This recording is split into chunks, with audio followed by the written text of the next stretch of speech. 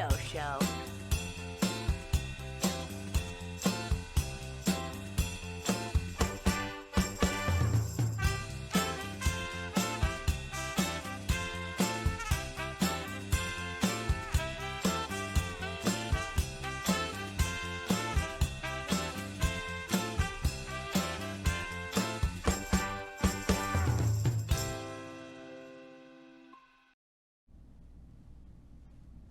Welcome to the Bobby O Show. My name is Bob Potzner, and I've got a great show for you. And you'll see today we're live in the studio. Only my second time in the studio since COVID, and it's a thrill to be here with some excellent guests I have from the Ridgefield Boys and Girls Club. We have Michael Flynn, who is the CEO of the Ridgefield Boys and Girls Club. We have Jake Travellini, hope I got that name correctly pronounced, and Ronan Hanley, who are two of examples of wonderful people, young people who are at the Ridgefield Boys and Girls Club. I want to start by going to Michael Flynn. Michael, welcome aboard. Thanks for having us, Bob. Very excited to be here today. It's excited to have you here. I live in Ridgefield. I was on the Board of Education, and I'm really proud of having our community do so much for young people in our town. What's the CEO do at the Boys Club, Boys and Girls Club? Well, I've been there. This is my 12th year with the club, so it's evolved over time. We've grown a lot in terms of number of kids, footprint, and budget size. But my main role is to oversee the professional team, the day-to-day operations, the fiscal management, making sure the board of directors are led or working closely with the board of directors, I should say, to lead the organization. So there's a lot of different roles. And it really depends on the day. It could range from managing budgets to getting the pool operating to meeting with staff and setting goals and expectations. So it's a wide range, but essentially managing all the day-to-day that happens. Well, I'm a graduate of the Boys Club. It was actually just the Boys Club when I was a kid. I'm so old. I grew up in Shelton, Connecticut, and we had the Derby-Shelton Boys Club, which is now the Naugatuck Valley Boys and Girls Club. I went there from 3rd grade to 5th grade virtually every day. And it was a great experience for me to be part of the Boys Club activities. And what I learned there, you just can't imagine how much you learn, as you know, as a young kid. And now I live in Ridgefield, and I'm so proud to have the beautiful facility you have. You've expanded it, and we're going to do a second show that's going to focus on the expansion and other aspects of you and your wonderful staff. Introduce me, please, to the first man to your right. So the first person to my right is a longtime club member, has been going to the club since he was very little, is now going to be a graduating senior. Yeah. And he is our 2025 Youth of the Year, which is the biggest award we give out at the Boys and Girls Club. And to his right is Ronan Hanley, again started at the club at a very young age, currently a sophomore at Ridgefield High School, and he was our Junior Youth of the Year, which is, I guess, the second biggest award and piece of recognition that we give out at the club. So. Two great examples of the Boys and Girls Club right here. And it's ironic, I met Jake before the show was planned in line with my wife, and he had a friend with him at Deborah Ann's getting ice cream. Jake, it's a pleasure meeting you. Tell us about yourself a little bit before I get into some questioning. Tell me about yourself. Thank you for having us. Like Mike said, I've been going to the club ever since I was 5 years old. This is also my 12th year at the Boys and Girls Club. I'm a senior at Ridgefield High School, and in the fall, I'll be attending Vanderbilt University, so that's one thing I'm very excited for. Some things about me: I play for the baseball team, I'm a captain, and we will be playing in the the state tournament on June 2nd, so really looking forward to that. I think the boys are going to go on a nice run. We're going to bring home a banner, hopefully. And who are you playing in the game on June 2nd? We're playing against Staples, so it's going to be a tough matchup, but we've had a good season so far, a big bounce back from last year under a new coach, so we're all excited. We're looking forward to it. We have a bunch of scrimmages lined up. We're going to be ready. And actually, we play like 1 minute walk from the Boys and Girls Club. So I think I'll do my internship there. I intern at the Boys and Girls Club, and then I'll walk on up, and then we'll get on a bus and we'll go down to Staples and hopefully win a game. So we're very excited for that. I'll give you a plug. Who's the #1 team in the country now in baseball in college? It's Vanderbilt. There you go. Ronan, tell us about yourself a little bit, and we'll come back to you in a few minutes. Hi, I'm Ronan Hanley. I've been going to the Boys and Girls Club since 2nd grade, so not as long as Jake, but I've still been here, grown up here for almost 9 years now, I think 8 years. I've always loved the club because I've always loved sports. I've always been in the gym playing dodgeball and soccer and basketball. I'm currently a sophomore at Ridgefield High School, and I play soccer. And I used to play basketball, just quit this year, sadly. But hopefully be a captain soon on the team, looking to also make a run for states or FCX in the fall. And out of school, I like to drum, I like art and music, and yeah, hopefully going to be a staff one day here too. That's terrific. By the way, even the old guys go to the Boys and Girls Club, because until I stopped playing after COVID, every Friday afternoon from 12:30 to 2 o'clock, you'd get the old guys playing basketball and be some good hustle out there, right? Absolutely, yeah, they're still at it. It's a great tradition that a lot of good people have been a part of, and it's another way to use the club. A lot of different community activity beyond, obviously, the priority one, which is being there for the kids every day. I actually played in the over 35 league. It was the last game I played. I was way over 35, but I had two guys who were 6'6", so we got to the finals both years. Michael, tell us about the award that Jake got. What's the award and what's the criteria? So the Youth of the Year program is a national program, so there's about 5,000 clubs across the country. And every club should have a Youth of the Year program established as really a benchmark for their high school population, something to strive for. So in Jake's case, and locally at our club in Ridgefield, we have tried to pattern the Youth of the Year program much after the national program at the Boys and Girls Clubs of America, where they have to have a certain amount of service hours, they have to have a certain amount of mentoring hours. The Keystone Club Leadership Program, they have to be a part of that for a minimum of a couple of years. And really kids that are engaged in the club regularly is sort of the first criteria. But then they have to put together, once they're working with Jeff and other staff to confirm they want to be considered a candidate, there's a written application process that they need to go through, which includes reference letters. Their transcripts are a part of that process. And then they go through an interviewing process with community leaders. So a couple of examples on our Youth of the Year committee, we had Rudy Marconi, who's the first selectman of Ridgefield. We had Dr. Susie De Silva, who is the superintendent of schools, along with some other key people in the community, donors, philanthropists, folks like that. So they go before that panel, and they're asked a series of questions and sort of scored on how they perform in the interview. And then ultimately, this year we had 15 finalists for the Youth of the Year Award, all tremendous kids, you know, much like Jake. And ultimately, those interview scores and how they perform with the written work, you know, there's one winner selected, and we announced that at our annual Youth Leadership Dinner, which usually is about 300 people or so, club kids and families. And by the way, Dr. Silva has been a guest on my show, and in fact, last week, Dr. Liz Hanaway was on the show. So you guys are catching up to your superintendent of schools. What did it feel like to you when you were interviewed by the superintendent of schools? Were you nervous? So I did this whole process last year when I was a junior in high school, and when that interview went down, I was very nervous. It's kind of a little daunting. You have a whole board in front of you of like the most important people in Ridgefield, and I'm sitting there just as some junior in high school. I really was, I was in pretty deep. But this year, I wouldn't say I was very nervous. I'd done the whole process before, and I think that's one of the great things about the Youth of the Year process. You get a chance when you're a junior, you get to practice everything, write your essays, go through the interviews, and then when you're a senior and you're more experienced, I think I get to use that experience, and I wouldn't say I was very nervous. And Jeff and Devon and Mike and all the club staff, they prepared me very well, and to me, talking about the club always comes very naturally. Like Mike said, I've been going for 12 years, so I can't really imagine a life without the Boys and Girls Club, so I just kind of talk about my upbringing, and the club is super easy to talk about, so it was great. If the show had not been live in the studio, we were going to do you were going to show a tape of some of your speech if we'd done a remote show. So tell me a theme or two that was in your speech that you gave at the acceptance of the award. Right. So the speech was one of my favorite parts of the process because whereas the essay I think is kind of more formal and more structured, the speech you don't really have much guidance. It's just talk to us, tell us about your club experience. So I talked about a bunch of my favorite memories from the club and what they mean to me.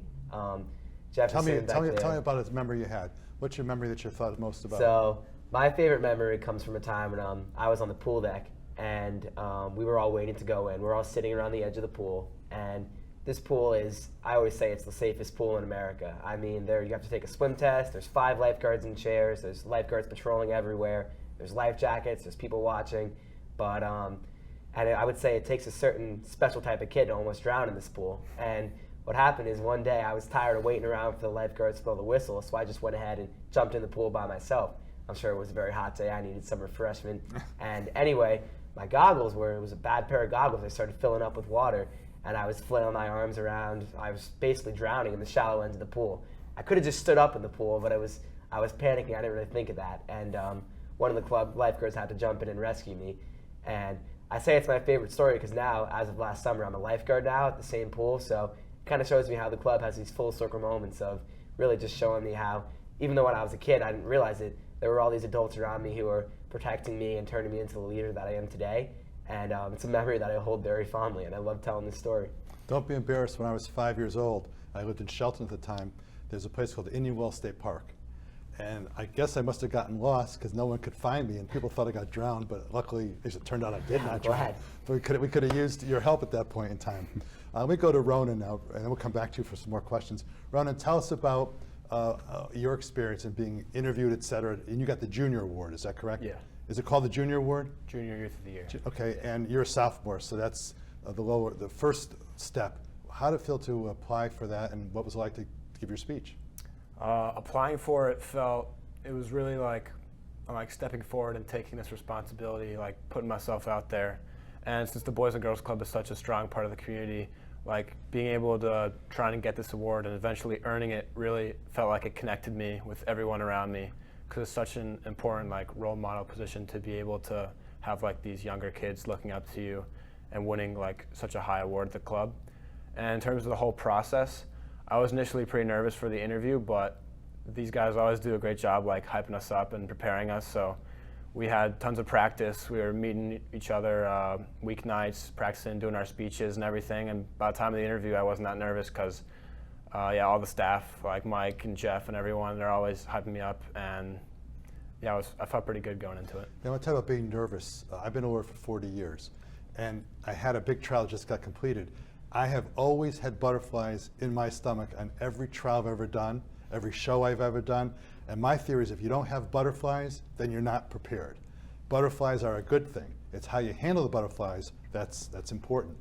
Tell me one of your stories from the Boys Club, Ronan, that you want to tell us about. I think my favorite story was back when I was first couple years at the club, I was still a bit of a crybaby back in elementary school. So when I would lose a gym game, I think it was flag football and our team didn't do so well. I think it was the final back in 3rd grade. And I just started crying, ran over to the corner. I was super upset.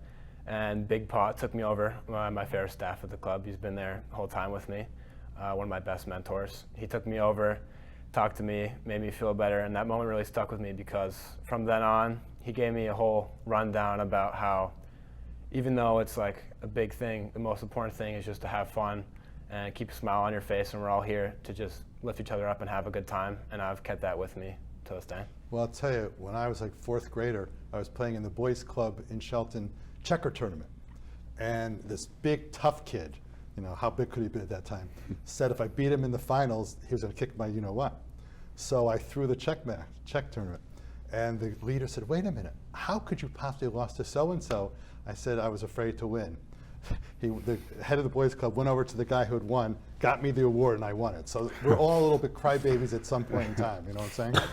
What does it mean to you, Mike, to see 2 young men like this, Jake and Ronan, grow from the young men little boys when you first meet them to now the leaders of the Boys Club? How does it make you feel as the CEO? And we have other members, other people. Who else is here today with us in the background? We have Jeff Concalves, who's our Director of Club Operations. He's been with us about 12, 13 years. And Devon Lawrence, who's our Senior Program Director, who's been with the club about 10, 12 years as well. How to give them a plug. They're sitting in the background Absolutely. here. So tell me, how does it feel for you to see these young boys become young men? That's really what we all do this work for. I've been blessed to be a part of the organization, like I said, CEO for 12 years, but with the club for 23 years. So I've had the good fortune of seeing thousands of kids grow up, and it takes a village to make it happen. But the end result is, it means so much. And I think that's why we all do this work. I think the Youth of the Year night, we had 15 in Jake's group, we had 17 for the Junior Youth of the Year, which Ronan won. And all 32 of them got up to tell their stories and deliver a speech about their upbringing at the club and how it impacted them. And that night, it's just a constant reminder every year of why we do all this work. And so that's what it means to me. This question for either boy. Apparently a police officer got an award that night as well. One of you guys want to tell us who that person was and what the award he got? Chief Platt, right? Yeah. Was that Chief Platt? Platt. Major P-L-A-T. Platt. Major Platt. Major I'm sorry. Platt. Police officer in Ridgefield? Retired, yes. Yeah, retired. What happened? That What was that was one of the highlights of the night. I know Kyle very well. Kyle is his son, and I always knew growing up that Kyle's dad was a cop, but I had never really learned much about Major Platt or what he did, and just seeing him be honored and recognized on that stage, when I thought the night was sort of, we go in there thinking the night is about us and we're going to be all the club kids, and then seeing that we're recognizing a community member made me really sort of understand that the Boys and Girls Club isn't just for the kids or just for the club kids. It's for really the whole community, and it's the center of the Ridgefield community, in my opinion. So seeing that award being given out was a great moment, and it really turned the night into something special for me, and I'm sure it did for Ronan as well. Was it even more important, Ronan, to you to watch him get the award, Chief Major Platt, as much as you're getting yourself the award? Was that Yeah, sort of definitely. like giving is better than receiving? Any comments about that? Yeah, I remember he came to the annual Cops versus Staff wiffle ball game. I remember watching him back in the day, and yeah, he was hitting home runs just with him. I mean, yeah, it meant a lot to see him up there. I hadn't seen him in a long time since then, but to see him sort of another one of those guys I looked up to back in the day at the club, to see him getting up there and win something, getting recognized, it felt nice to see him up there. For both you guys, we'll start with Ronan this time. Tell me something you've learned at the Boys and Girls Club, that you think has made you a more mature. You're all young people. You're young people, but we're not. Mike and I are. Yeah. But you're more mature than you were 5-7 years ago. Tell me something that you've learned at the Boys and Girls Club that you think added to your stature. I think the emphasis at the Boys and Girls Club on trying to have fun with everyone and trying to branch out into doing different things. Like, as a kid, I used to try and I was always in the gym, and I was just playing gym games, and I sort of never even thought to go and try and explore other stuff to do. I wasn't too into homework, wasn't too into like art or anything when I was a little kid, but the staff sort of nudged me over, like, try this, try that. And I realized that life is more about balance than it is about, like, you have to step out of your comfort zone sometimes to realize that that thing that you haven't tried yet is really something you're going to love. And from that, I've developed some of the things I do every day now. Like, first times I started drawing was in there, down in the art room. Would have never done that if the staff never sort of told me, like, hey, go try this out, instead of staying in the gym, eating snacks and stuff all day. That's a good lesson you learn, because even as you get to be an adult, in your 30s and 40s, et cetera, people often stay in their comfort zones. And it's important to, from my perspective, to be open-minded to things and do things that are not easy for you. I would never go on a hot air balloon, for example, and a friend of mine was teasing me, maybe someday I'll have the courage to do that, but getting out of your comfort zone is kind of important. Do you have any comments about that question, Jake? Definitely. Like Ronan said, the club staff are always great at pushing us outside of our comfort zones and encouraging us to try new things. One lesson that I've learned from the club, and I think the thing that really sticks out to me, is that the club has taught me that it's always okay to ask for help. When I was younger, just like Ronan, I would always be in the gym running around, and that took a toll on my grades. So my mom had me signed up for this list that they put you on, where when you get to the club, I was sent straight to the homework room and I had to finish all my homework. And that sort of built that habit in me of getting all my homework done before I would go out and have fun or start practicing baseball, anything like that. And I didn't know it at the time, but that was an example of the club being there for me when I needed help.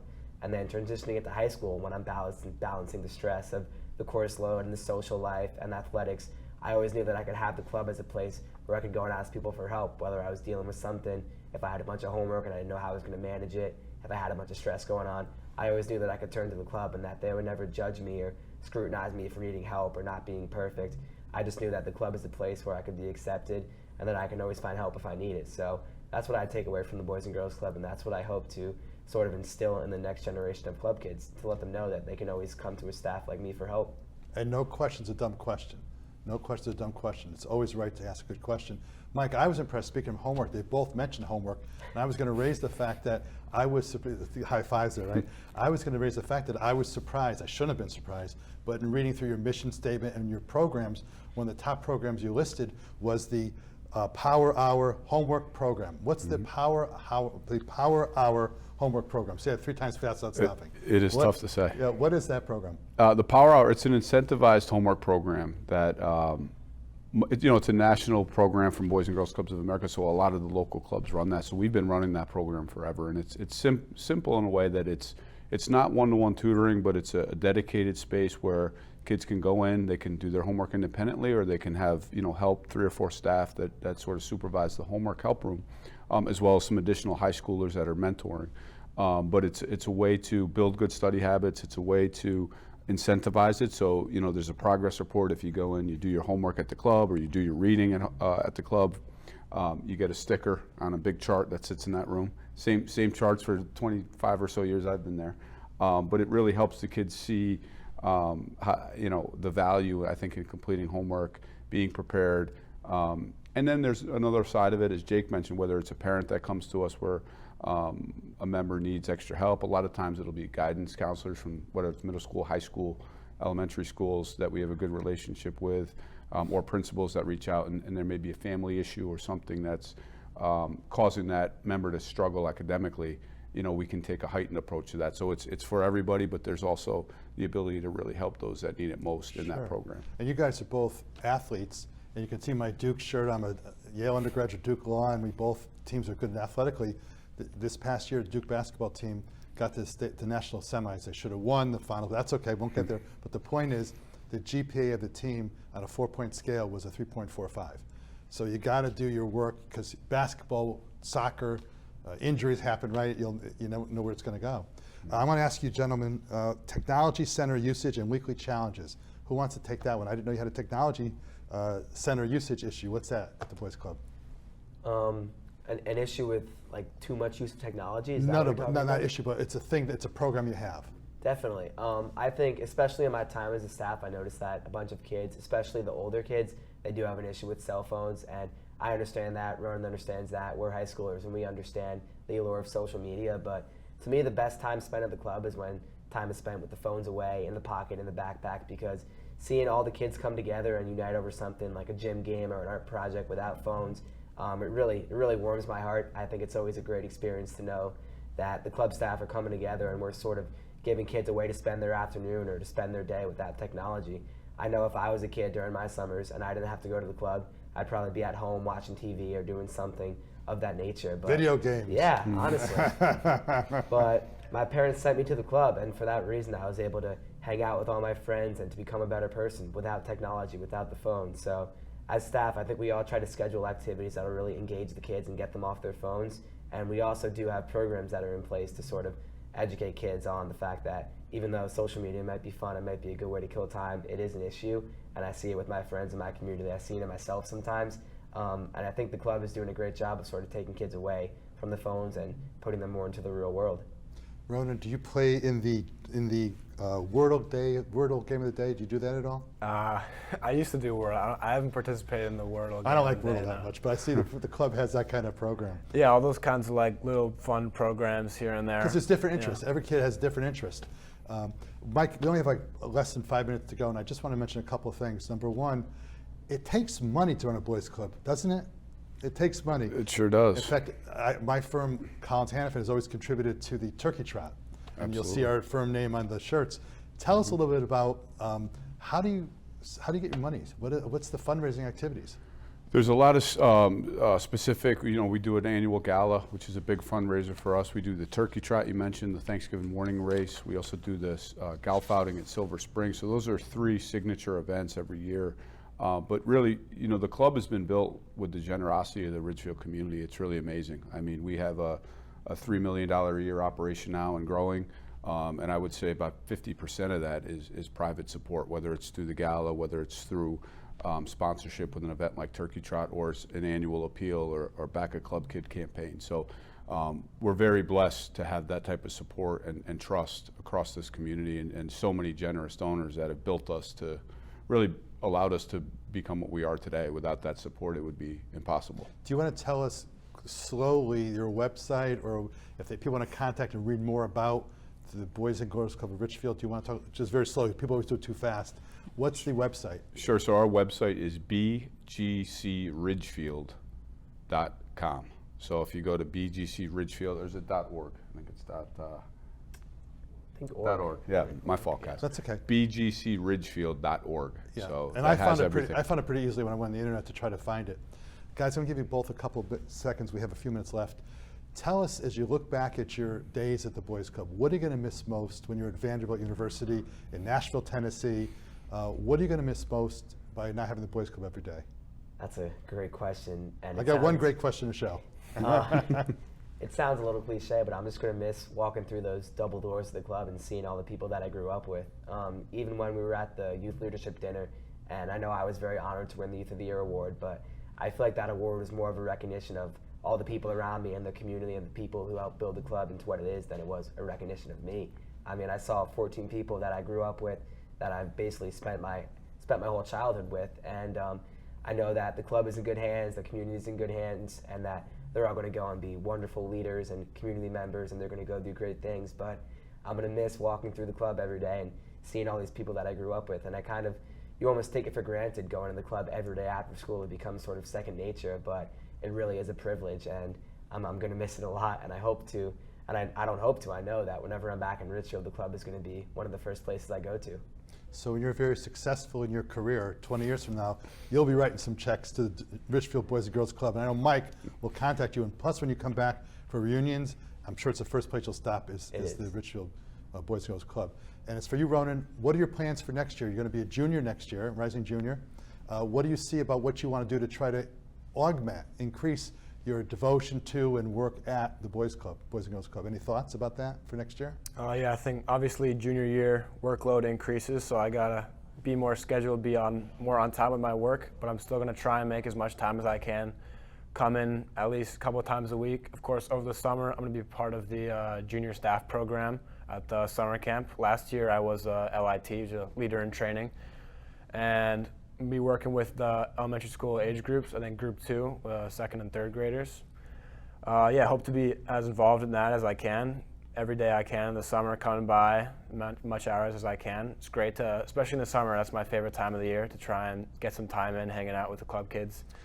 I want to thank Michael for the great job you and your gentlemen who work with you do to these two young men who are such credits to our community, to our school system, to the athletic teams, and to the Ridgefield Boys and Girls Club. I want to thank you guys both very, very much. I'm sorry I had to postpone the last show, but I had to go to a law event that came suddenly. But I want to thank you very much, and it's been an honor and a privilege to have you three folks and the two guys in the background to be here today. And the Ridgefield Boys and Girls Club deserves a clap of the hands. This has been Bobo Potzner on the Bobby O Show, telling you there'll be a second show in a few months with the same Ridgefield Boys and Girls Club talking about their future plans. Thank you very much, folks. Enjoy your day.